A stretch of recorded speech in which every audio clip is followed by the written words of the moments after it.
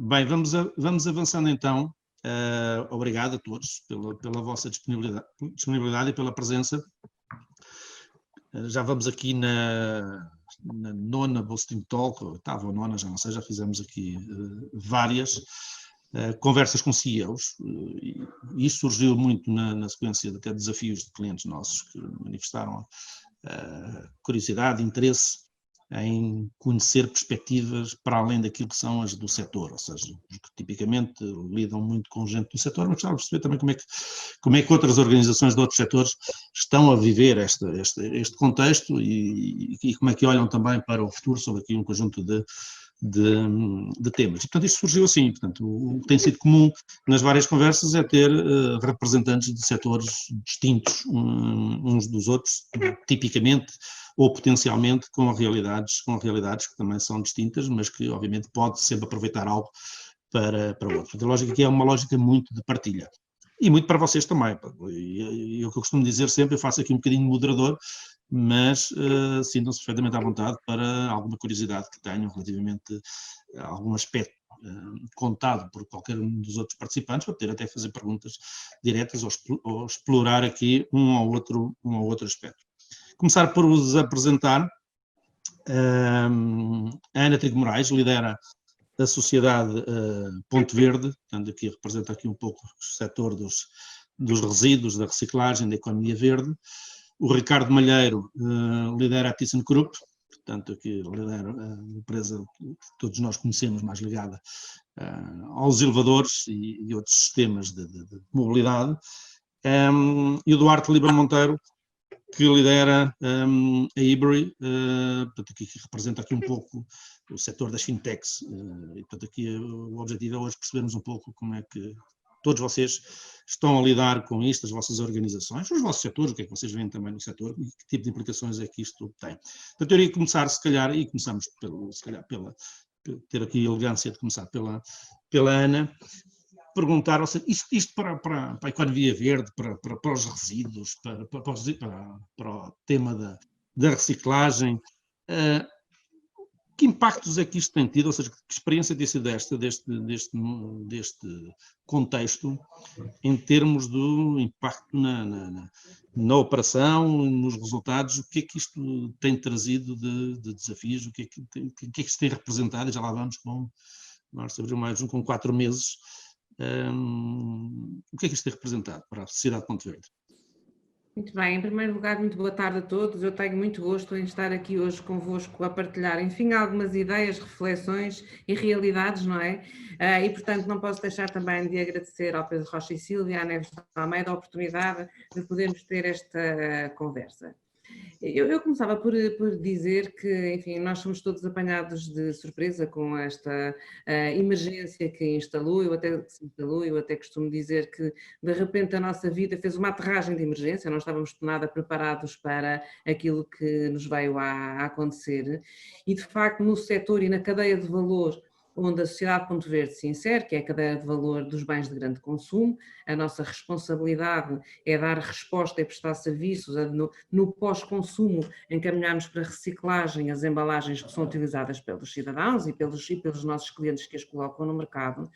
E, de facto, nós tivemos, num primeiro momento, uma enorme preocupação, porque quando nós assistimos àquilo que foi um encerramento súbito de uma rede fundamental de consumo, que é a rede dos hotéis, dos restaurantes, que aqui na gíria do setor costumamos designá-la por canal Horeca, e ao mesmo tempo em que as pessoas se confinavam em casa e ficavam muito limitadas nas suas movimentações, nós admitimos que houvesse aqui uma travagem também muito a fundo no setor da reciclagem e sobretudo no setor da reciclagem das embalagens, porque tínhamos uma parte relevantíssima da atividade económica e da vida tal como a conhecemos fechada. Mas a verdade é que não foi bem isto que aconteceu. O que aconteceu é que nós tivemos uma alteração profunda do padrão de consumo, porque o consumo que habitualmente acontecia fora de casa é um consumo que migra para dentro de casa. E ao migrar o consumo para dentro de casa, o que nós assistimos foi que as embalagens que suportam o consumo, quer o alimentar, quer o não alimentar, e já lá vou um bocadinho mais ao fenómeno do comércio online e do comércio eletrónico, houve de facto um aumento também das quantidades que as pessoas foram colocar aos ecopontos. Toda a gente conhece, Portugal tem uma rede de ecopontos, os famosos contentores azuis, amarelos e verdes que estão espalhados pelo país, já temos 50.000. E, portanto, o ecoponto acabou por se transformar num motivo, numa justificação para as pessoas saírem de casa e irem colocar as suas embalagens no ecoponto.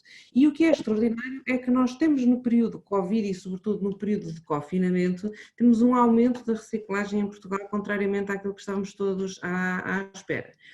Isto, por um lado, é uma notícia muito interessante, porque é uma notícia que nos traz uma mudança não esperada de comportamento, em primeiro lugar. Em segundo lugar, quer dizer que isto exigiu um esforço operacional muito grande dos nossos parceiros que encaminham estes resíduos de embalagem para a devida reciclagem e, portanto, trouxe aqui muitas dificuldades no terreno operacional, porque não foram só as pessoas que ficaram em casa que foram colocar as suas embalagens nos ecopontos, era precisar que alguém lá fosse tratar e essas pessoas não puderam ficar em casa e, portanto, houve aqui um desafio grande, muito grande, para que a infraestrutura operacional se mantivesse a funcionar e os resultados que nós temos até agora são, de facto, resultados muito, muito positivos.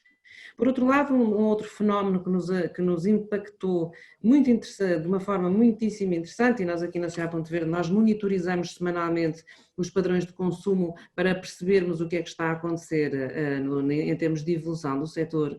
E o que aconteceu extraordinariamente foi o aumento do comércio online.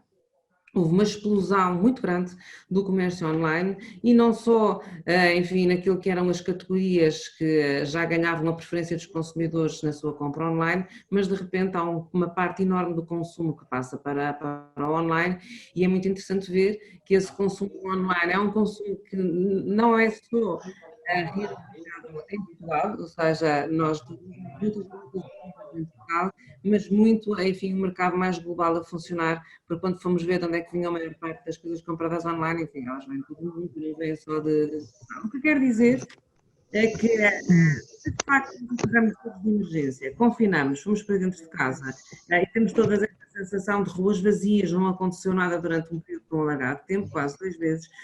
A verdade é que houve muitos setores que não pararam, o mundo continuou a funcionar de uma maneira diferente, para já nesta altura, e de uma maneira que eu acredito que seguramente será diferente do antes do pré-Covid, porque vai haver aqui um ajustamento significativo aos padrões de comportamento das pessoas, dos consumidores, dos cidadãos, que vão exigir de nós também uma adaptação ao nosso formato de atividade, ao nosso formato de negócio, ao nosso formato de companhias, que vai implicar a reaprendermos a gerir a nossa atividade e a relação com o sabemos que, no caso da Sociedade Ponte Verde, são 10 milhões de portugueses, incluindo os nossos territórios fora do continente. Muito bem. Ricardo, isto para os elevadores, o que é que isto tem representado? Em primeiro lugar, obrigado pelo convite, é um prazer sempre falar em atividades patrocinadas por ti, como é evidente. Começava por dizer e por reforçar que a Thyssen basicamente presta serviços de venda e de manutenção de soluções de mobilidade, que passa desde elevadores, escadas volantes, tapetes mecânicas, desde pontos de embarque aos aeroportos. Portanto, temos uma panóplia de tudo o que tem a ver com mobilidade, obviamente mobilidade de pessoas. Eu diria que o impacto a nível da pandemia na nossa atividade, diria 3 ideias de uma forma sintética. Primeiro, o impacto que nós tivemos está diretamente relacionado com a atividade dos nossos clientes. Tendo nós uma disparidade tão grande de clientes, que vão desde hospitais, a centros comerciais, a hotéis ou a base residencial, obviamente que o reflexo que nós sentimos foi de acordo exatamente com os padrões desses mesmos segmentos. Obviamente que as necessidades, quando tivemos uma concentração de uso em hospitais, a nossa premência, o nosso sentido de urgência, de acompanhar, de garantir os serviços num hospital, assumiram um grau de criticidade ainda maior que o normal. Obviamente, por antagonismo, a parte dos centros comerciais ou a parte, obviamente, dos hotéis, que houve um menor uso, aí, de facto, a nossa atividade teve que ser ajustada em conformidade. E as pessoas, em último lugar, estando mais baseadas na sua parte residencial, obviamente, que teriam que entrar e sair, tiveram maior uso, exatamente comparado com as situações normais, tidas como os níveis normais da utilização. Ou seja, o impacto que nós tivemos, como primeira ideia, na nossa atividade, dependeu muito dos setores em que cada um dos nossos clientes tinha. A segunda ideia era que, queria partilhar, seria os elevadores são considerados, ou a manutenção dos elevadores foram considerados serviço essencial. O que é que significou? Significou que a nossa atividade operacional de campo manteve-se como era o grau de exigência. Porquê? Porque os elevadores, para estarem a funcionar, teriam de ter a manutenção e garantir as avarias, e se nós deixássemos de o fazer, obviamente teríamos de parar todo o tipo de elevação e obviamente as implicações dos mesmos para o uso e para a importância em determinadas atividades seria impensável. Para acabar, e também vem na consequência da ideia anterior, garantir que os nossos colaboradores teriam que fazer a sua atividade normal implicou em que nós tivemos de salvaguardar que essa mesma manutenção ou o desempenho das suas funções teria necessariamente de ser feita em segurança. Em segurança não só para os próprios, portanto tínhamos de ter a garantia que eles sentiam todo o conforto no desempenho da sua atividade, mas também, como eles interagiam não só com clientes, com pessoas e também usavam os espaços desses mesmos clientes, tínhamos de garantir que eles não eram portadores de modo algum de vírus ou de algum fator de contaminação para terceiros. Portanto, salvaguardámos todos os nossos colaboradores no desempenho das suas funções, parte da equipa que seria teletrabalhável manteve-se ou fez o seu trabalho a partir de casa, e também com grande satisfação também realço que nenhum colaborador da Thyssen teve algum vírus associado ao Covid-19, e também tivemos algumas situações pontuais de quarentena que foi despestar e assegurar que as pessoas não eram portadoras do vírus, e de facto correu dentro da normalidade da situação. Portanto, mantivemos o nosso trabalho, salvaguardamos as nossas pessoas, temos a nossa responsabilidade para com os nossos clientes e para com a sociedade em geral, garantindo que os nossos equipamentos estavam a funcionar com o grau de segurança que é a nossa panágio cumprir e a nossa obrigação legal também de cumprir, como é evidente. Duarte, tu, ao que sei, já tens um grau de exposição internacional em que este tema do trabalho remoto já será, diria, que uma realidade do dia-a-dia. Mas que implicações é que isto trouxe, e isto para o mundo das fintechs, o que é que representa, no fundo, este contexto e tudo aquilo que estamos a passar? Antes de mais, obrigado, Pedro, pelo convite. Nós temos aqui uma situação um bocadinho diferente. Portanto, no caso da Ebury, nós dedicamos ao mercado de Forex, moeda estrangeira. Portanto, os nossos clientes são empresas que importam e exportam. Porque é que aqui o Covid, na parte, pelo menos em Portugal, estávamos mais preparados? Nós temos escritório em Hong Kong e em Singapura, em Itália, etc. Isto permitiu-nos ver o que é que aconteceu com os nossos colegas, ver eles irem para casa, tomar todas as medidas necessárias para proteger toda a gente, o que fez com que, quando passássemos para a Europa, quando atingiu a Europa, já estávamos mais do que preparados. Portanto, para ter uma ideia, o que o mundo fintech permite diferenciar-nos. Como é tudo tecnologia, tudo na cloud, tudo desenvolvido já nesses sistemas, nós em 24 horas tínhamos 1000 trabalhadores em casa. Portanto, não houve qualquer tipo de questão no que diz respeito a alterar. Em termos dos clientes, nós temos para os dois lados, temos exportação, temos importação e temos todo o tipo de setores. Portanto, temos clientes que começaram a sentir, e nós reparámos isso muito antes, portanto, toda a gente que importava da China, por exemplo, o problema começa em dezembro, não começa em março. Portanto, começámos a sentir já alguma dificuldade em alguns setores. Antes, para criar estoque, e depois não conseguiam vender. Por outro lado, temos setores, como podem ser, e que eu comentava ao Ricardo antes, os hospitais, ou que precisavam de aumentar muito mais a procura. Portanto, há setores que aumentaram brutalmente a exposição e o volume de negócios que tinham anteriormente. Portanto, nós, como estamos bastante diversificados em número de clientes, em termos de indústrias, a verdade é que estávamos bastante preparados para continuar a dar o serviço ao cliente sem qualquer tipo de paragem. Nós vimos os bancos, normalmente o cliente tem que ir ao banco, tem que tratar, tem que fazer. Aqui já temos tudo feito tecnologicamente, o que permitiu ao cliente não ter que mexer de casa, continuar a trabalhar exatamente igual ao dia a dia, e nós tivemos com os serviços sempre a 100%. Portanto, não houve nenhum tipo de quebra, não houve nada. Como comentei, o facto de ter os países asiáticos de escritório lá, isso ajudou-nos muito a ter, apesar de terem todas as pessoas passar para casa sem qualquer tipo de problema, pois qualquer tipo de problema que podíamos existir, estávamos mais do que preparados. Resultado, Portugal não temos ninguém, estamos em 20 e tal países, 20 países, não tivemos ninguém infectado. Toda a gente a trabalhar desde casa, continuamos como pessoas a trabalhar desde casa, outros já no escritório em alguns países, conforme as pessoas querem. Mas a verdade é que em termos de negócio foi mais interessante ver do ponto de vista dos clientes, que os afetou, mais do que a nós não nos afetou nesse sentido, mas mais do que nós, e ver como é que eles ultrapassaram essa situação. Portanto, a criatividade de criar novos negócios nestas alturas, até é mais interessante de se ver no mercado. Muito bem. E relativamente àquilo que uma coisa é o negócio, outra coisa é a operação. Mas estes momentos têm representado, tenho falado com gestores de várias empresas todos os dias, tenho percepcionado várias realidades, têm representado desafios assinaláveis naquilo que diz respeito ao exercício da função de liderança. E o liderar pessoas neste contexto, o contexto, tipicamente o tema do trabalho à distância, que em alguns casos adiciona a este contexto diferente os temas nomeadamente em determinados setores, em determinados negócios, de facto dificuldades adicionais. Mas focando-nos no tema do trabalho à distância e focando-nos naquilo que tem sido a vossa experiência de liderar equipas e daquilo que vocês veem na própria organização, se tem sentido que isto de facto vos tem trazido surpresas e o que é que isto tem representado em termos de pessoas que se calhar lideravam bem, até no contexto mais tradicional e que agora se conseguem manter, digamos, que a mesma performance em termos de liderança e o contrário, surpresas que num contexto de trabalho à distância que antes poderiam não funcionar tão bem, que agora funcionam melhor. O que é que isto, na vossa experiência pessoal, o que é que vos tem transmitido relativamente a este contexto de liderar equipas e liderar pessoas neste contexto? Não sei se a Ana quer começar. Muito bem. Sim, senhora.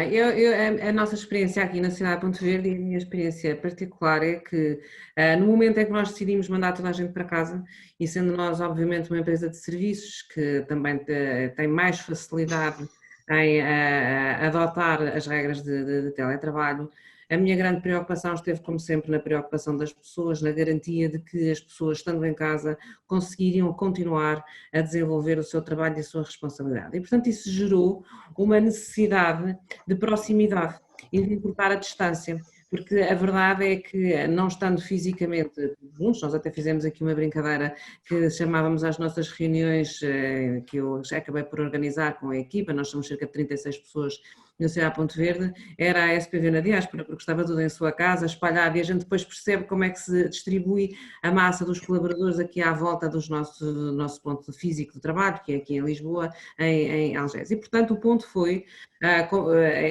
trabalhar a proximidade dos colaboradores.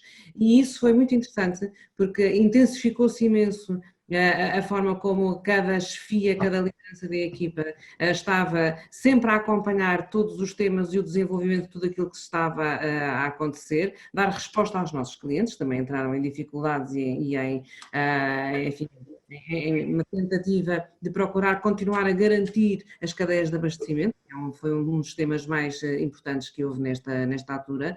E, portanto, nesta gestão de proximidade, nós queremos aqui internamente um instrumento de gestão de comunicação interna que foi um sucesso extraordinário. Que nesta preocupação de estarmos próximos das pessoas, nem que seja de forma virtual, como estamos agora, lembramos que uma das coisas que as pessoas mais falta sentiam era de se juntarem na copa, a tomar um café, a comentarem o dia-a-dia, enfim, a ginástica, os filhos, isto ou aquilo, o tempo, o surf, uma coisa qualquer desse género.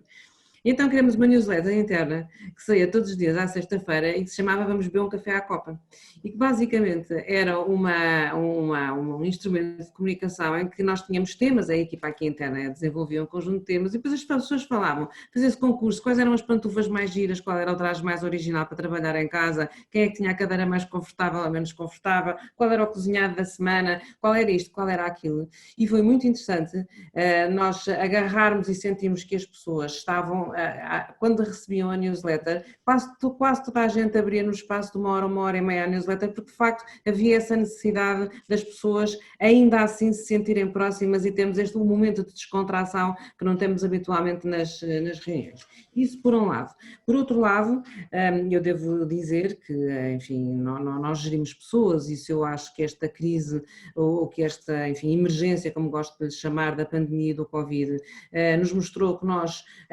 não estando preparado para dar resposta à nova forma de viver, nós tínhamos muitos instrumentos que podíamos intensificar na sua utilização para dar resposta a este momento. E, portanto, foi genial a gente perceber que consegue, numa semana, pôr toda a gente em casa, toda a gente com os seus sistemas a funcionar, as plataformas funcionaram, fizemos eventos online, conselhos de administração online, assembleias gerais online, tudo foi excelente ver como de facto nós tínhamos imensa capacidade e imensas soluções à nossa medida, porque não foi nada de novo inventado agora, foi só um intensificar a sua utilização que nos permitiu continuar a elaborar. E isso talvez seja um aspecto que mais nos vai ficar para o futuro próximo, ou seja, é que este boost que nós tivemos de digitalização da nossa atividade, estou muito convencida que ele vai ficar. E, portanto, aqui no nosso setor foram basicamente essas as preocupações que nós tivemos que dar resposta,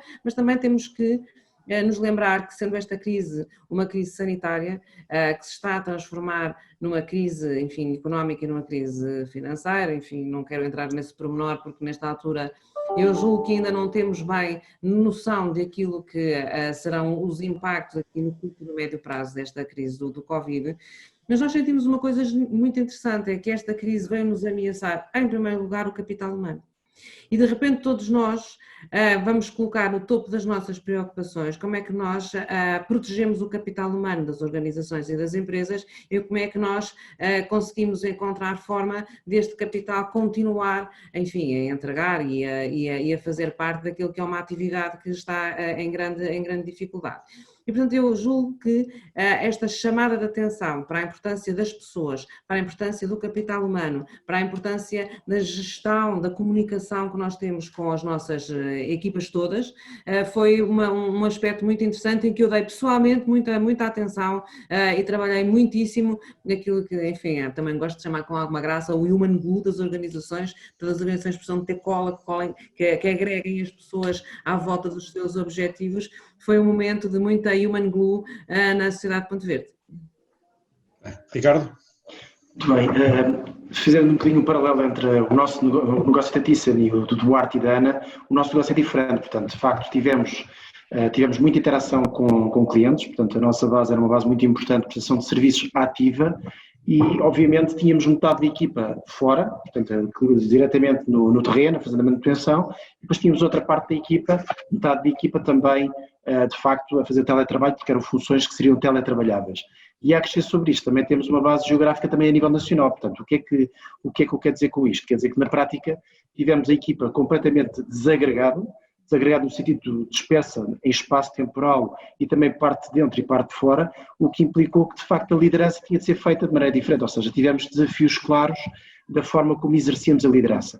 Onde é que isto se materializa? Acho que há 3 ou 4 ideias que saem facilmente. Primeiro, a importância de comunicar de uma forma eficiente e eficaz, dizer onde é que estamos, qual é o ponto da situação, quais são as situações que são críticas, quais é que não são críticas, como é que temos de fazer, como é que temos de atuar e fazer chegar esta comunicação à base, ao técnico que está a fazer a manutenção, passando por todos os níveis hierárquicos. Portanto, a questão de comunicar de uma forma eficiente e eficaz claramente ganhou aqui uma importância mais acrescida e fez-nos ser mais focados nesta importância. Um segundo fator é, exatamente em tanta diversidade, em tanta particularidade de clientes, foi necessário manter muito focos e as diretrizes, não só envolvendo as pessoas na tomada da decisão, no acautelar da sua preocupação, como também no fazer das opções, o que é o crítico, o que é o prioritário, o que é que à partida podia ser gerido ou adiável, e de ver até que ponto é que essa mesma decisão não condicionava uma outra decisão posterior, porque de facto as decisões tinham de ser acompanhadas de uma forma mais permanente, mais diária, mais ao momento e jogando em antecipação. E por outro lado também manter este mesmo pragmatismo, e uma das coisas que eu privilegiei muito foi passar a energia positiva. ao fim e ao cabo, com tantas variáveis, com tanto sofrimento, com tanta situação que às vezes era crítica, passar uma mensagem positiva, dizer, olha, eu às vezes usava uma metáfora que comunicámos de uma forma muito assertiva, que era, hoje é mais um dia, mas é menos um dia para o fim desta tormenta. E, portanto, com isto contagiar de uma forma positiva as pessoas e dizerem, vamos seguir em frente, com a mesma resiliência, comunicando muito bem em cada uma das linhas e arranjar maneira que o todo soubesse exatamente por onde é que andava, onde é que estavam as ameaças e caminhar dia a dia para um final que nós acreditamos e queremos acreditar, porque ainda não acabou, que se aproxima de um final feliz. Portanto, esse é o objetivo, de facto, foi algo que nos fez adaptar a liderança e também a coesão também de garantir que, de facto, estamos todos no mesmo rumo. Duarte, no teu caso, isto trouxe, lá está, como tinhas um contexto já fortemente disperso em termos de alcance geográfico, trouxe diferenças significativas em termos do exercício da liderança? Vamos lá ver, em termos de clientes, nós, como comentei anteriormente, nós estamos no dia-a-dia a trabalhar como se estivéssemos num escritório. O que é que faz diferença? Eu acho que é mais, como já foi comentado antes, a parte dos recursos humanos é importante. O facto das pessoas estarem em casa a trabalhar, nem toda a gente é igual, nem toda a gente tem a mesma mentalidade, há quem gosta, há quem não gosta, há quem cita bem, há quem cita mal. Uma maneira de estar conectados é, nós montamos algumas formas de trabalhar diferentes que têm resultado bastante bem. Por exemplo, eu com a minha equipa e as respectivas equipas com as suas equipas, temos 3 touchpoints ao dia. Um às 9 da manhã, uma hora do almoço e um ao final da tarde, ou seja, tarde. O touchpoint pode ser rever coisas, porque falámos antes da comunicação, o que é que está a acontecer, o que é que não está a acontecer. Ou não tem nada, há alguma novidade, não há nada. Ótimo, não faz mal. Só para as pessoas, isto em termos de tentar manter aquela... as pessoas que possam ter mais dificuldade de trabalhar em casa, ter a obrigação de estar conectividade. E com video calls, com tudo. Ou seja, para obrigar as pessoas a... É fácil, qualquer pessoa que gosta de estar em casa pode ter o sofá ao lado e pode ter tendência a querer dormir uma sesta, que não faz mal nenhum, mas pode ter essa tendência facilmente, no escritório não. Mas pronto, obrigar esse ritmo para não parar. Agora, o que é que nós fizemos na empresa? Porque depois, por outro lado, a verdade que há muita gente que vive sozinha, há muita gente que pode viver com os pais, com a família, com os filhos todo o dia e que não estão habituados, o que seja. Uma das coisas que pusemos à disposição da equipa, passado um mês e pico, foi, por exemplo, ajuda psicológica, para quem quisesse. Ou seja, no caso da Évora, rapidamente pusemos 5 sessões em que nós pagaremos aos clientes caso eles precisassem, aos colaboradores caso eles precisassem, para ajudar. A pessoa está sozinha em casa, pode parecer que não, mas se a pessoa está sozinha é difícil. Todas as semanas, a nível global, tínhamos um survey da área de recursos humanos para perguntar como é que as pessoas estavam a sentir. O que estava a ser mais difícil, o que estava a ser bom. E isso íamos gerindo as pessoas a nível mundial e tentar focar as energias onde as pessoas estavam com mais dificuldade. Um bocado como a Ana comentou da newsletter, nós tínhamos uma pessoa que temos diariamente, uma pessoa que manda no blog interno, em que tem tudo. Há um e-mail para as fotografias mais giras em casa, os tipos que têm os animais, os tipos que têm os filhos. Tenta-se fazer o mais criativo vestido naquele dia. As pessoas mandam automaticamente e expõem-se depois na newsletter diária o que é que as piadas, não é? Que tem mais piada. Mas dessa newsletter vai tudo o que fizemos no dia, todos os pagamentos, a que país, também vai a parte de trabalho metida na newsletter, mas para ser divertida. As pessoas gostam de chegar ao final do dia e ver um bocado essa imagem. Fizemos competições de Masterchef, por exemplo. Não é por como as pessoas cozinham, é mais pela fotografia bonita da comida do que outra coisa, não é? Aqui não há outra hipótese. Todas as semanas há um quiz a nível mundial, as pessoas entram quem quiser. Há get-togethers a beber uma cerveja que havia no escritório, que agora passa a ver online, quem quiser que se junte. Portanto, nós temos meditação, tipo que ajuda a fazer meditação. Há uma pessoa que faz ginástica e diz, quem quiser está aqui o link e está a fazer pilates e estão os outros todos a seguir. Quem quiser.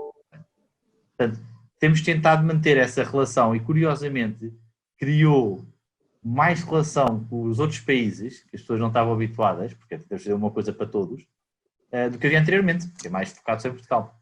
Portanto, tem havido mais esse contacto internacional que também tem a sua piada, não é? Agora, também tomámos, eu achei isto piada, porque quando comento às pessoas, as pessoas acham interessante. A história de estarmos em casa e devem todos sentir as videocalls, não é? As videocalls, aquela coisa de pessoa virar-se para o lado e perguntar, já não é videocall e telefone e faz. Percebemos que a quantidade de trabalho que uma pessoa de repente tem, porque perde-se muito tempo, não é? E liga e não liga, e como é que está e tudo. Tivemos que colocar as nossas agendas a nível mundial, fechar 2 dias a semana, blocos de 3 horas em que diz no meetings. É o contrário, para a pessoa poder trabalhar, à sério. Começa a ser o contrário. Começa a haver tanta reunião, tanta call, que antes podia ser só perguntar ou rapidamente sentar no escritório e tal, mas agora queria ser mais organizado, que havia muitos departamentos e muita gente tinha dificuldade em fazer o seu trabalho. Ou seja, acumulava mais trabalho. Então fechámos para toda a gente. Ninguém marca reuniões, imaginemos, do meio-dia às 3 da tarde, às terças e quintas. Ninguém. Para as pessoas poderem trabalhar no dia a dia. Ou dormir a sexta. Mas sempre ver como o contacto é bom, etc. É verdade. Mas depois também se perde mais tempo neste tipo de reuniões. Não é? Esta dinâmica das videocalls, por acaso, acho que trouxe algo positivo, que tem a ver com a disciplina, porque eu acho que todos nós temos um bocadinho mais de cuidado em não deixar alguém à espera em frente a um portátil ou um ecrã, do que deixar alguém 15 minutos ou 30 minutos fechado numa sala, que era o que acontecia com muita frequência para reuniões presenciais. Portanto, estas reuniões, as calls, é muito raro eu ter alguém que... É muito raro eu chegar atrasado, e é muito raro ter alguém que se atrasa, portanto, e são muitas, e portanto, eu acredito que todos nós temos... Como? Em contrapartida, Pedro, a quantidade de sistemas que aprendemos que existem agora de videoconference e o tempo de demora a ligar. Depois também acontece isso, estão todos lá, mas depois há um que tem um problema, não ouve o som, que passou meia hora, o outro não tem o vídeo. Por acaso aqui a rapaziada da informática tem-se portado bem, está tudo, normalmente basta 1 ou 2 cliques e a coisa chega lá. Falar agora um pouco Se o Pedro me permitisse, gostava de acrescentar aqui uma coisa ainda a propósito do tema de liderança em tempo de Covid. Uma das coisas que mais senti nesta altura foi o medo. Eu acho que as pessoas tiveram uma altura em que ficaram com medo, com receio da contaminação, das suas famílias, das suas crianças, das escolas, da solidariedade, quem estava longe. E eu julgo que uma das nossas grandes responsabilidades neste tempo é transmitir confiança. E esta liderança digital, digamos assim, com os momentos de humor, porque eu acho que o humor é um instrumento extraordinário para aproximar as pessoas, mas também a parte séria do nosso trabalho, fez parte da minha abordagem e da minha estratégia de gerar confiança nas pessoas. Até porque nós não nos podemos esquecer que, na verdade, há muito mais gente de risco do que o que nós poderíamos imaginar à medida que fomos caminhando nesta evolução das regras da pandemia.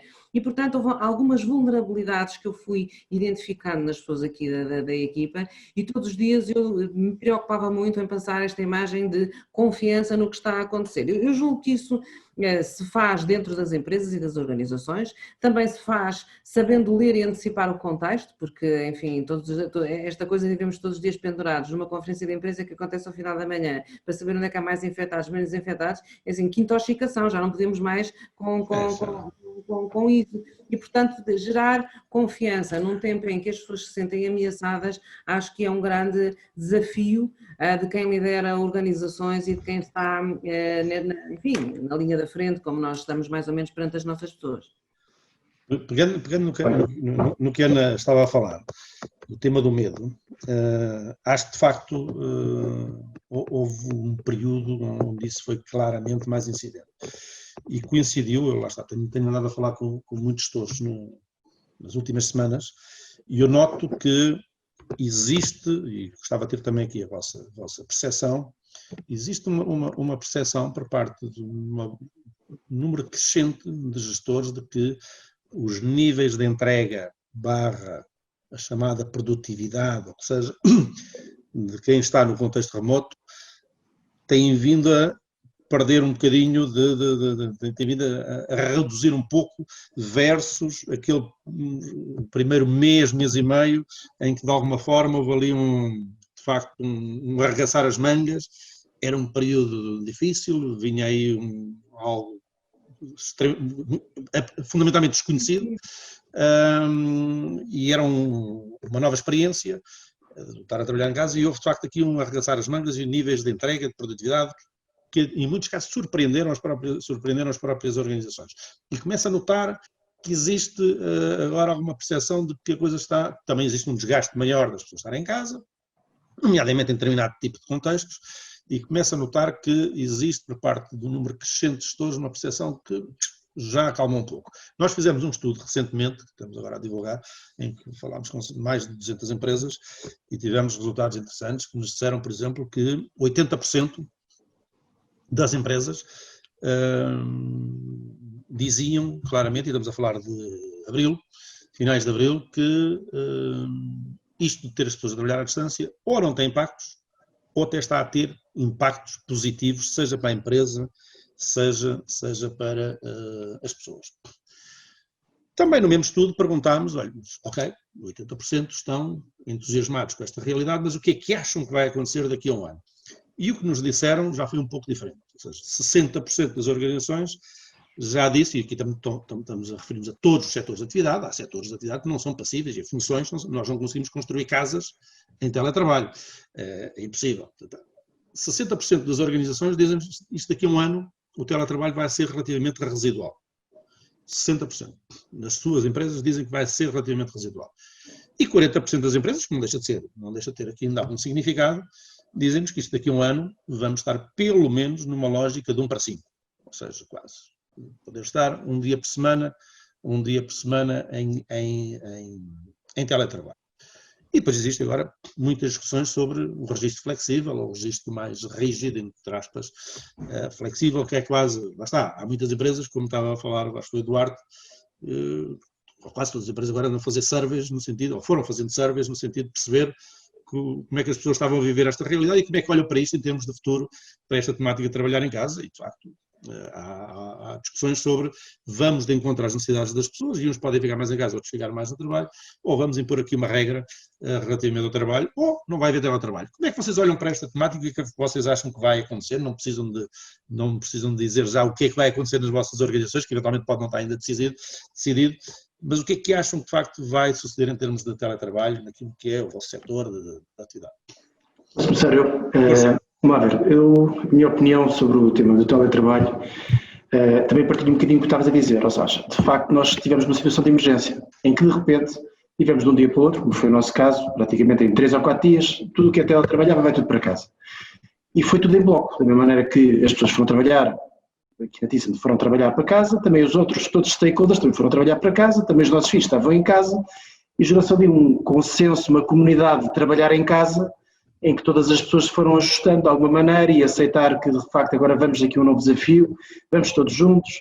As ferramentas informáticas também foram ajudando, umas mais do que outras, apesar da reclamação da internet, por exemplo, na minha casa é quase um tema diário, que o Zoom não corre, mas de facto houve ali um momento que vamos todos numa nova realidade, todos juntos e adaptamos. E funcionou bastante bem. Aqui nunca na minha expectativa que o teletrabalho, em termos de produtividade, em termos de qualquer tipo de indicador, foi perfeito e está a ser perfeito, muito acima das expectativas, de facto.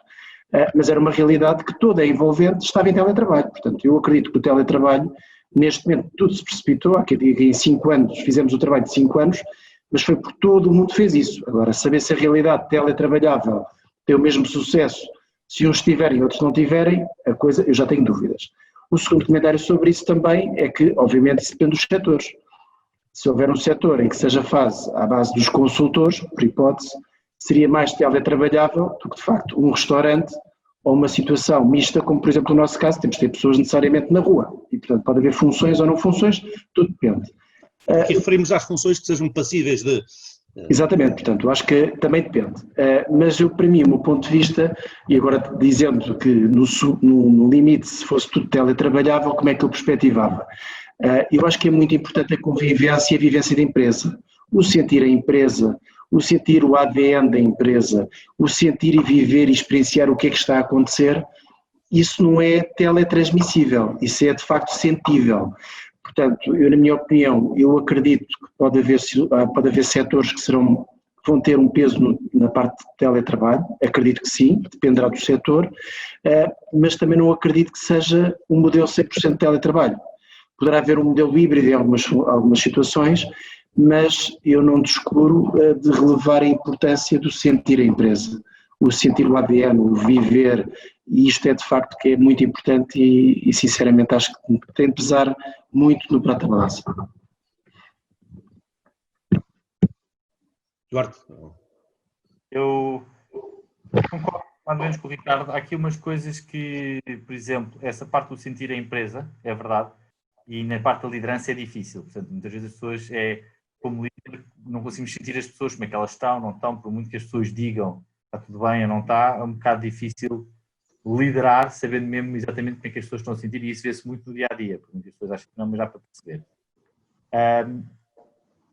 Acho que o teletrabalho vai trazer coisas boas, e acho que este acelerar vai ser bom. Se nós pensarmos na dificuldade, e vamos pensar nas pessoas que têm filhos, ou o filho está doente em casa, ou a dificuldade que era com o filho em casa, isto foi uma aprendizagem obrigatória e rápida para toda a gente.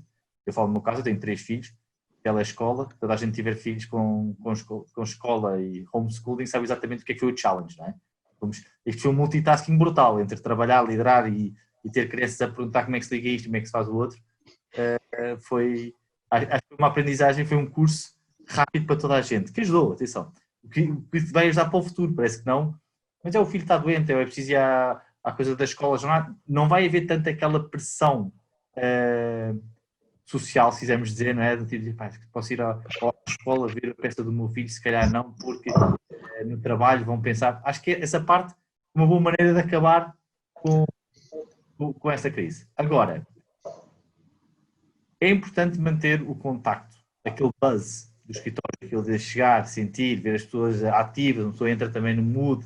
A pessoa em casa pode ter dias bons, pode ter dias maus, depois está sozinho, depois está com alguém, ou está com a mulher, ou está com o marido, ou está com os filhos, ou está com o cão, ou está com o gato, o que quiserem, a atrapalhar. Mas acho que um bom equilíbrio aqui vai ser bom para o mercado em geral. Claro que há posições que não podem acontecer nunca, não é? No nosso caso, não é que tínhamos tomado uma decisão ou não, sinceramente. Achamos que foi uma boa experiência, mas o Ricardo tem razão. O facto de ter toda a gente ao mesmo tempo é completamente diferente de uns fazerem e outros não. Para terminar, aí de volta na liderança, também é muito mais difícil liderar equipas, as pessoas têm equipas maiores, metade em casa, metade no escritório. Não é bem a mesma coisa. E depois há aquelas guerrazinhas de eu não estou com o chefe no escritório, portanto ele por isso é que me trata assim, ou só que depois na posição do líder também é chato, que é sempre preciso ir para uma sala de reuniões para juntar a equipa, para ligar, e depois há 3 que não se conseguem ligar, e depois há o outro que está não sei... Também complica um bocado em termos de liderança. Portanto, não vai haver nunca um mundo perfeito. Mas acho que foi um desbloqueio mental a toda a gente, e acho que isso foi muito positivo. Viram que dava para trabalhar, nós no nosso caso vimos a produtividade a funcionar, mas também, por outro lado, e é preciso ver mais longo prazo, que isto é tudo curto prazo, é verdade que há muita gente que também acelerou a produtividade, dado aos layoffs, vai haver layoff ou não vai, o que é que vai acontecer ao emprego ou não vai, o ser humano é assim, não é? E a verdade, nós não tivemos layoff nenhum, por exemplo, mas tenho vários amigos e conheço, pessoas que estão em layoff, trabalham muito mais mesmo estando em layoff, porque tem medo, é normal, perder um emprego na altura do campeonato não é a melhor coisa do mundo, como está o mercado. Portanto, é diferente ver o curto prazo e aquele medo de poder perder o emprego versus as vacas gordas, que tudo funciona muito bem, eu estou em casa e o mercado e o negócio vai funcionando, é diferente. E aí acho que aí não temos experiência ainda para chegar a essa conclusão, nem vou estar aqui a dizer o que é que pode vir a acontecer ou deixar de acontecer. Muito bem. Ana. Muito bem, eu estou basicamente de acordo com aquilo que foi dito, quer pelo Ricardo, quer pelo Duarte. Eu acho que nós não podemos comparar tempos de uma nova normalidade com tempos de uma excepcionalidade que nos obrigaram a vir a socorrer-nos destes instrumentos que nos trouxeram aprendizagens de facto muito positivas e muito interessantes. Eu também não acredito que o teletrabalho seja nem um instrumento ou uma ferramenta que se venha a dispensar no período pós-Covid, nem numa ferramenta que se utilize no período pós-Covid da mesma forma que se utilizou no período da pandemia. Eu acredito sim que nós todos vamos construir formas de gerir as nossas pessoas e em que a componente da prestação do trabalho por teletrabalho vai ganhar muitíssimo mais espaço que o que tínhamos até agora. Eu tenho muito a preocupação, aliás, como também já foi dito, todos nós andamos a fazer surveys e inquéritos, eu tenho um survey que terminamos, que os resultados vieram ontem, mais abrangente e global, onde perguntamos muitas coisas detalhadas às pessoas e a verdade o que equipa vem dizer, enfim, com algumas especificidades, não é a mesma coisa que estar na parte da operação da gestão do que estar na parte dos clientes, ou estar na parte administrativa e financeira, ou estar na parte da regulação e compliance, são áreas diferentes. Mas, de facto, muitas pessoas aderiram, pedem para que o teletrabalho seja uma forma deles poderem colaborar com a empresa no futuro. E, portanto, eu julgo que o teletrabalho, primeiro, tivemos aqui alguns momentos de Coca-Cola, não é? Primeiro estranhou-se e depois eu acredito que se vai entranhar nas empresas e na liderança e na forma como nós gerimos as pessoas. Nós aqui, na Sociedade Ponto Verde, estamos a desenhar modelos em que já havia alguns formatos de teletrabalho, mas incipientes, muito reduzidos. Nós estamos a pensar a desenhar um programa de teletrabalho e que acomode o teletrabalho no futuro. E, portanto, acho que isso vai ser muito interessante, muito, muito positivo, mas não vai ser a mesma coisa, lá está. Por outro lado, é também interessante nós verificarmos que há toda uma disponibilização da infraestrutura que, com as limitações que todos nós conhecemos, ligar a câmara, olha o som, não sei o que mais, enfim, isto até era um bocado cómico, mas que ainda são algumas limitações que nós sentimos. Eu também acredito que vamos ser acompanhados por uma melhoria dessas ferramentas e, portanto, há uma espécie de uma tendência em que cada um com o seu papel, com o seu lugar, vai nos levar a utilizar mais intensivamente estas ferramentas e, portanto, acredito muito também que, de acordo com, enfim, não se pode digitalizar a manutenção do elevador, acredito eu, mas, enfim, quando ver a realidade artificial e aumentada, talvez já seja diferente, mas ainda assim acredito muito no fator humano. Acho que a liderança de pessoas se faz também com inteligência emocional, e é muito necessário termos o contacto para sentirmos as pessoas, porque no final do dia eu acho que o fator humano, o fator pessoa não é digitalizável e, portanto, nós como líderes que gerimos também este capital tão importante, como já disse que são as pessoas, precisamos de as ver, precisamos de as sentir, precisamos que elas nos sintam, quando precisamos de motivar, quando precisamos de agregar, quando precisamos de dizer vamos lá, somos capazes, eu trabalho muito essa área da motivação, até porque passamos recentemente na empresa por um processo de transformação e de alterações na liderança, nem pensar, o digital ajuda muito, mas o fator humano é crítico para o sucesso da gestão das pessoas na organização. Muito bem. Vamos lá ver, eu acho que de facto nós passámos, ou seja, esta experiência vai fazer com que isto de futuro, enquanto agora foi uma necessidade, de futuro vai ser uma opção que as organizações têm, o tema do trabalhar à distância, porque as condições estão criadas e, de facto, no mesmo estudo que nós fizemos, metade das empresas diziam que não estavam completamente preparadas para isto, mas depois de o fazer, 95% dizem correu fantástico. Portanto, eu diria que as condições estão criadas para poder, de facto, recorrer a esta ferramenta, depois dependerá da dose em que formos recorrer a esta ferramenta do trabalho à distância. Eu acho fundamentalmente que é importante o tema das regras do jogo serem iguais para todos. Já de alguma forma aqui falámos, e o Eduardo também estava a falar nisso, e já começo a sentir em algumas empresas que já retomaram a atividade, este tema que a mim não me choca, ou seja, acho normal numa organização haver áreas que estão mais no trabalho tradicional no escritório e áreas que possam estar mais num trabalho remoto ou trabalho à distância. Acho que pode haver um modelo aqui perverso, que é dentro da mesma área, dentro da mesma equipa, poder haver, lá está, vocês têm 4 pessoas a reportar-vos, 2 que estão mais em casa e 2 que estão mais no trabalho remoto. Isso já está a acontecer e está a haver e há um conjunto de riscos que tem a ver com o quê? Com a dinâmica organizacional, ou seja, com a dinâmica de relacionamento, a dinâmica de liderança, que naturalmente, vão lá ver, está mais do que estudado e comprovado, a partir do momento em que existem colaboradores no escritório, os níveis de gestão são aqueles que tendem mais a estar no escritório. E naturalmente a relação que se cria entre o líder e os 2 elementos que estão no escritório, ao fim de algum tempo é diferente do que a relação que se cria com quem está em casa. E os principais agentes da mudança, depois de poder fazer inverter isto, vão ser e já estão a ser, os que estão mais em casa, que de alguma forma sentem que há um conjunto de dinâmicas da decisão rápida, até da própria partilha de algumas visões na copa ou à mesa de almoço, que quem está em casa há o risco de, e isso já está a aplicar em algumas empresas, de sentir que eu posso estar aqui a perder algo. E, portanto, em termos de posicionamento, poder fazer aqui um movimento inverso. Se as regras do jogo forem iguais para todos, ou seja, os níveis de exposição à dinâmica organizacional, às dinâmicas do escritório e às dinâmicas de liderança, forem iguais para todos, seja 1 para 5, 2 para 5, 50 a 50, diria que aí funciona perfeitamente e não tenho dúvidas nenhumas que vai estar daqui a 1 ano ou 2, vai haver muito mais do que havia antes. Não sei se são os 80% que estão entusiasmados neste momento que dizem que funciona tudo bem em teletrabalho, acho que vão ser francamente menos, mas obviamente é algo que veio para ficar. Oh Pedro, deixa-me falar uma coisa, eu espero sinceramente, e isto era bom para Portugal em geral, e isto o teletrabalho pode ajudar, porque há outros países que já existe o teletrabalho há mais tempo, e há outras áreas. Por exemplo, se nós pensarmos na área de IT, e nós na Ebre fazemos, nós contratamos um tipo para estar a viver no Uruguai e ganhar ordenados de São Francisco, não é? Sim. É normal, se o tipo faz o trabalho dele bem feito e é muito bom, é o quê? Call centers e para fora. Nem é de call center, eu digo mesmo o tipo de IT muito bom, aquele que, aquele que ganha bem de IT, que é que eu digo, que vive no Uruguai, faz o horário da Europa. O mercado de talento vai mudar drasticamente também. Aí é que eu estou à espera. As pessoas, se virem a coisa bem, se gostam do teletrabalho, porque não trabalhar para uma empresa norte-americana. E funciona ao contrário também, que é, também? Vamos imaginar a empresa de Bragança ou a empresa de Beja Exatamente. ou de Castelo Branco, que hoje em dia, como vocês sabem, e nós trabalhamos com algumas, tem uma dificuldade tremenda para atrair gente de Lisboa e do Porto. Exatamente. Quando conseguem atrair alguém, obviamente para mudar a família para Beja, Évora, Bragança, recursos que trabalham em Lisboa, pedem muitos e fundos, sabemos que é assim, e obviamente com o crescimento do teletrabalho passa a ser mais fácil aceder a talento que não tem que fazer essa mobilidade. E se tiver que ir lá 1 ou 2 dias, não passa nada, tranquilo.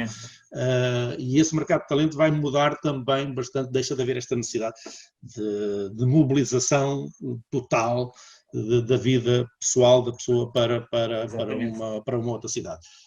Para os temas das deslocações, que esses aí então acho que vão mudar drasticamente então as deslocações para as reuniões em Madrid e no Porto, e isso aí acho que vai mudar drasticamente. Para terminar, até porque temos aqui que cumprir, temos aqui mais 7, 8 minutos, gostava apenas de vos perguntar como é que vocês olham agora, falámos um pouco do presente, mas em termos do que se passa da economia no global, como é que olham para o futuro, que visão é que têm relativamente a o que é que temos aí pela frente? Estão otimistas? Como? Portugal ao mundo. Não sei se é muito diferente. Como é que olham para aquilo que vem aí? Obviamente, se me derem uma novidade com um grau de certeza, eu agradeço poder gerir antecipadamente aqui um conjunto de situações, mas pronto, mesmo que não acertem, gostava de ter aqui um pouco aqui a vossa opinião, com que estado de alma é que estão relativamente àquilo que vem. Podes começar, ou então a Ana, se calhar que se dava mais pressionada do tempo. Sim, está bem, está bem. Eu se calhar aproveitava agora o seu desafio, Pedro, para introduzir aqui uma componente que eu acho que vai marcar muito os próximos anos e que foi muito acelerada agora com o tema da pandemia, que é ao lado da incorporação nos modelos de negócio dos princípios das preocupações da sustentabilidade ambiental nos seus vários fatores. Eu acredito, por um lado, que, por exemplo, falando do tema do teletrabalho, enfim, nós sabemos que, por exemplo, é muito interessante perceber que houve uma diminuição enorme, por exemplo, da produção de carbono, houve uma diminuição muito grande do consumo de combustíveis, houve uma diminuição muito grande de ruído nas cidades, a mobilidade vai ser diferente e, portanto, eu acredito que até escalando isto um bocadinho mais para as grandes linhas orientadoras da política europeia, da política comum e da política de cada um dos países, eu diria que a pandemia trouxe uma oportunidade para, se calhar, uma sensibilidade acrescida às questões da sustentabilidade, às questões do ambiente e às questões da pegada que nós, como cidadãos, damos com a nossa atividade e com a nossa maneira de viver. Uma das coisas que se sente já, e nós trabalhamos muito na área da economia circular, do reaproveitamento dos recursos, de tudo o que é a neutralidade carbónica, os impactos nas alterações climáticas, que ainda por cima são temas muito giros, muito sexys de discutir por toda a gente, mas eu acredito que o próprio pacote negociado, que vai permitir a recuperação económica dos países afetados pela pandemia, sobretudo aqui no espaço onde nos inserimos na Europa, vai trazer uma componente de diminuição do impacto ambiental das nossas atividades muito relevante. E eu não tenho a certeza se os decisores das empresas estão todos preparados para começar a acomodar o risco ambiental, para acomodar o custo e o investimento que é preciso fazer para transformar a maneira como fazemos os nossos negócios, exatamente para evitar ou para conseguirmos que esta política veja os seus dias. Até porque, repara, o trend, que eu julgo que não se mudou assim tanto. Pode-se ter falado menos durante esta altura, mas a verdade é que nós temos 2 grandes pilares em que o mundo vai prosseguir por aí. O primeiro é claramente a transformação digital e como é que nós organizamos os nossos negócios, as nossas vidas com o pilar da transformação digital, por um lado, e por outro lado é o pilar das alterações climáticas e da proteção do ambiente. E, portanto, o grande desafio é, depois disto tudo em que nos assustamos imenso, depois disto tudo em que nós vimos que, de facto, um conjunto de medidas que se tomaram até tem um impacto interessante do ponto de vista ambiental, eu tenho a certeza que estes temas vão ser temas que vão fazer parte da forma como vamos ter que reinventar o negócio, porque também já agora acho que as usual vai ser alterado e nós vamos mudar a fazer os nossos negócios. Repare, é tão simples como isto, basta que, por exemplo, você se candidata a uma ajuda, um programa, um financiamento, lhe ponham lá um conjunto de requisitos em que tem que dizer assim, você tem que medir a sua pegada de carbono, você tem que saber, tem que investir em eficiência energética, você tem que utilizar mais energias alternativas, você tem que incorporar PET reciclado quando quiser vender a água, a ver, e isto de repente é uma oportunidade que eu tenho dúvidas que toda a gente esteja muito bem ciente disso, de facto trazermos a transformação através da disrupção que a pandemia nos trouxe. Quanto aos efeitos económicos, e muito rapidamente só uma nota, enfim, eu considero que nós vamos enfrentar aqui esse cenário de incerteza, eu acho que a incerteza ainda, esse risco ainda é difícil de medir, o risco da incerteza, porque desde logo, enfim, nós aguentamos esta pandemia, vamos, enfim, vivendo e vamos reajustando os negócios e a atividade, os nossos planos, mas o risco de haver uma outra pandemia, o risco de voltarmos a ter uma situação, ele ainda existe e acho que sim, acho que vai haver custo económico e não querendo entrar na discussão das previsões, que se é a nossa do Banco de Portugal, se é de quem for, assim, a verdade é que nós vamos ter aqui uma perda de riqueza, vamos ter aqui uma perda e um impacto económico grande e, portanto, vai ser um grande desafio conseguirmos acomodar e sair destes tempos mais complexos que temos pela frente. Obrigado, Ana. Ainda na mesma linha do que está a dizer a Ana, eu partilho exatamente a perspectiva dela. Eu acho que, acima de tudo, o que esta pandemia vem a tocar é nos níveis mais baixos da tal pirâmide de Maslow, não é? Portanto, estamos a dizer a segurança, é o nós conseguimos termos, de facto, dar um abraço, chegar a alguém, a limitação de tudo o que é movimentos. Portanto, isto impactou os nossos níveis básicos como ser humanos e, portanto, vai haver um efeito, isso não há dúvida nenhuma, e a forma como as pessoas vão viver, o que as pessoas vão valorizar, claramente vai mudar. E, aliás, se nós virmos o padrão de consumo, os consumer packages já dos países que, de facto, já estão noutra fase de desconfinamento, vai parecer dizer que agora, aparentemente, já estão a retroceder também um pouco, não é? A nível da China isso é flagrante. O que as pessoas agora mesmo estão a começar a comprar ou a valorizar é exatamente a linha oposta do que era antes. E isso vai se refletir nos negócios, na forma como as pessoas querem viver e naquilo que elas vão privilegiar nas suas próprias prioridades. Isto por um lado. Em relação também, para terminar, em relação à questão, o que é a perspectiva económica do que veio por aí, eu acho que ainda temos um passo atrás. Nós ainda não sabemos o efeito do que aconteceu efetivamente no segundo trimestre. Portanto, nós fazemos futurologia do que vai acontecer no segundo semestre ou em 2021, é algo que não sabemos exatamente onde é que nós batemos fundo, não é? Fala-se muito no impacto económico e financeiro, e eu acho que não se dá a importância devida no impacto social. Os efeitos que isto tem nas pessoas, nas famílias, e na estabilidade e na forma como as pessoas vão gerir as suas vidas e o que é que podem contar, é algo que ninguém consegue ainda perspectivar. A grande vantagem é que nós, como portugueses, sempre fomos um povo resiliente, sempre fomos aqueles que soubemos adaptar com a tranquilidade. Aliás, nós vimos como é que nós reagimos à Troika, somos claramente um país que reagiu de uma forma mais construtiva, mais compreensiva, mais tolerante e, portanto, eu acho que esta é a parte otimista da parte da pergunta do milhão, o que é que veio a seguir, que nos dá alguma tranquilidade e algum conforto, né, que nos pode encarar ao futuro. Muito bem. Duarte, para terminar. Eu se calhar sou um bocadinho mais pessimista, não sei se é porque vejo a economia real ou não no dia a dia. Eu tenho muitas empresas de todo género, pequenas, médias, grandes, sim, tudo. E vejo muitas empresas já em dificuldade, porque, como eu dizia ao princípio, o problema vem de dezembro, não vem de agora. Não conseguiam comprar, não vendiam. E agora não conseguem vender, mas conseguem comprar. Portanto, mas isto é um ciclo. Eu sou mais conservador, não vou dizer pessimista, mas mais conservador. Todas estas que são dadas financiamento às empresas, no curto prazo está muito bem feito. Mas alguém vai ter que as pagar. E, portanto, endividar mais as empresas, se algumas já tinham algumas dificuldades, aqui é menos vendas, mais endividamento. É difícil tomar a decisão, atenção, eu percebo perfeitamente a razão para a qual se fez. E é muito difícil tomar uma decisão, faz ou não faz-se. Mas alguém vai ter que as pagar. E se começa a haver um default, e algumas empresas começam a haver defaults pouco a pouco, isto vai em cadeia e acaba por apanhar o setor bancário. Não é? Vai tudo em cadeia e voltamos a um problema grande de dívida. Eu não sei dizer, não tenho futurologia, não faço a mínima ideia.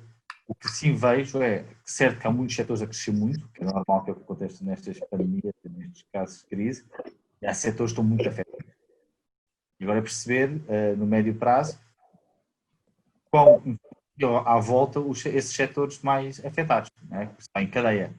Isso vai em cadeia, quando não é que o problema da construção há uns anos, em cadeia foi muita gente em cadeia. Mas isto para dizer que não vejo, não sou tão positivo nesse sentido, tudo mais cauteloso, e pronto, e a ver o que é que vai acontecer, mas não, acho que não vão ser boas surpresas, sinceramente. Aqui um ponto, Pedro, se permite, só para complementar o que o Duarte está a dizer, há aqui uma questão que é bancária, de facto, e aliás há um artigo muito interessante no Expresso deste fim de semana, em que nós estamos a criar um balão de oxigênio para as empresas, em que a moratória já vai até março. Agora, o que é que vai acontecer?